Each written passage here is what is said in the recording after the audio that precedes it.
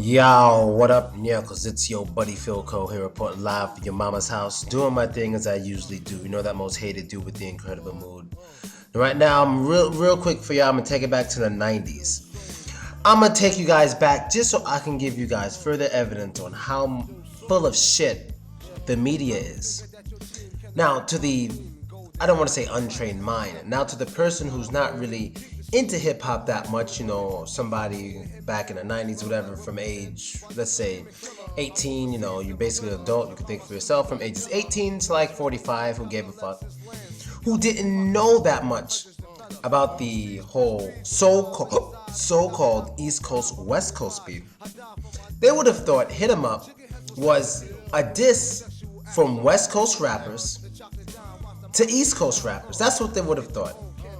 And I mean, I understand it. That's what I thought as a kid too. That's what I thought as a child. I didn't really know. How old was I when this shit came out? Like what? 9, maybe 8? That's what I thought. I didn't know too much. And the song you hear in the background is not the Hit 'Em Up by Tupac and the Outlaws. What you're hearing now is the Get Money remix by Junior Mafia. That's my team. No, bad boy. It was my dream to be a bad boy when I was a kid. But anyway, I digress. What's so funny about this is most of us know the majority, if not every single one of the Outlaws, are from the East Coast. They're from New Jersey. And they even say that in the song. But where it goes even further, and it's even funnier, is that Tupac himself is from New York. Not only is he from New York, his first rap name was MC New York. You can Google that. His first rap name was MC New York.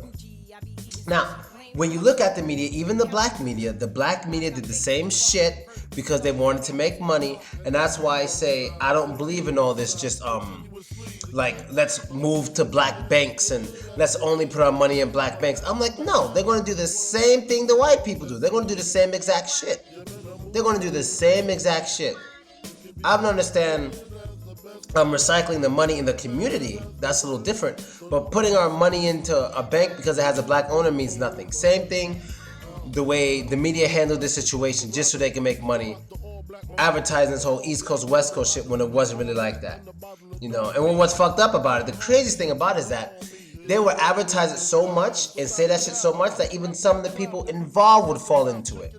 They would fall into it. You know what I mean?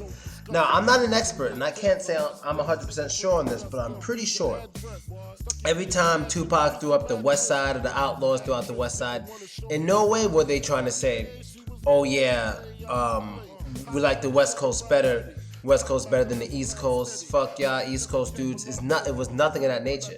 It was just, we'd riding with this team, but if you listen to their song, I'm from NEW Jersey, from New Jersey.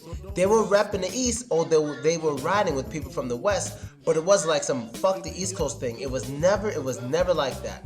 Even in the song, Tupac says, he's gonna straighten it out. He said, fuck Biggie, fuck Bad Boys, the staff, record labels, and motherfucking crew. If you wanna be down with Bad Boy, fuck you too. He said, fuck Chino XL, fuck Nas, Mobb Deep.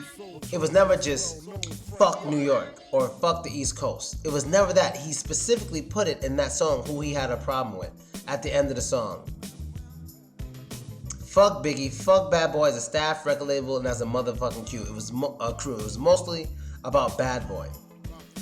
But people just ate this whole East Coast niggas shouldn't like West Coast niggas, West Coast niggas shouldn't like East Coast niggas. And to this day, I'm learning more and more on actually why rappers hate the media so much. I just remember watching all these beef documentaries and prison documentaries. They always talk shit about the media.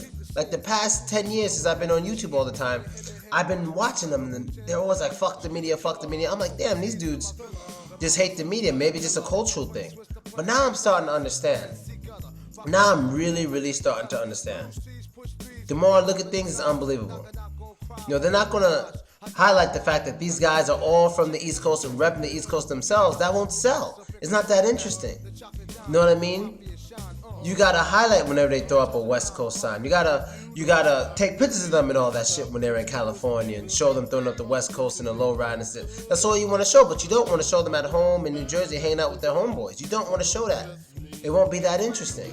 You gotta make it look like two opposite sides. Just like with the OJ and motherfucking Nicole Simpson thing, Nicole Brown.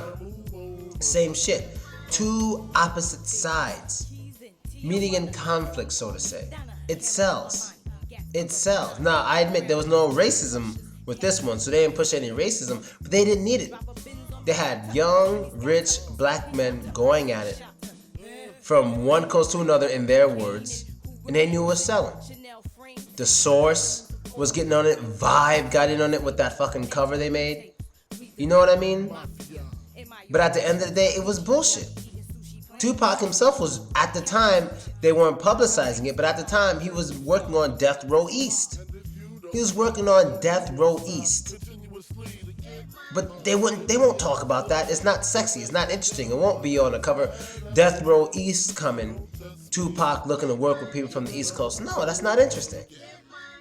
That's not that interesting.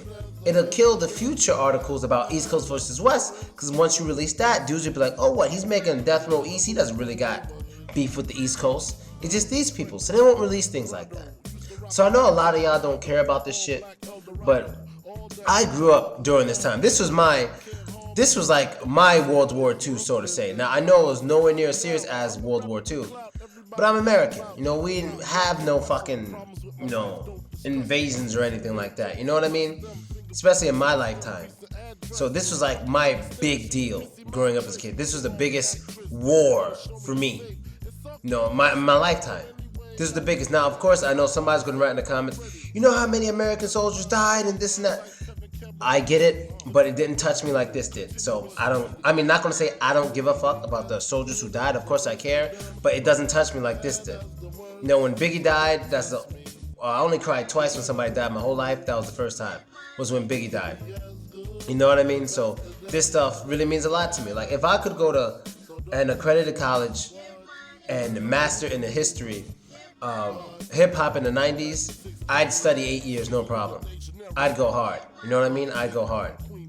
You know what I mean? As long as my sources are valid and not whitewashed. And so that's basically it, Nyekos. Let me know what you think. And I'm out. The media, can't stand them. Later, Nyekos.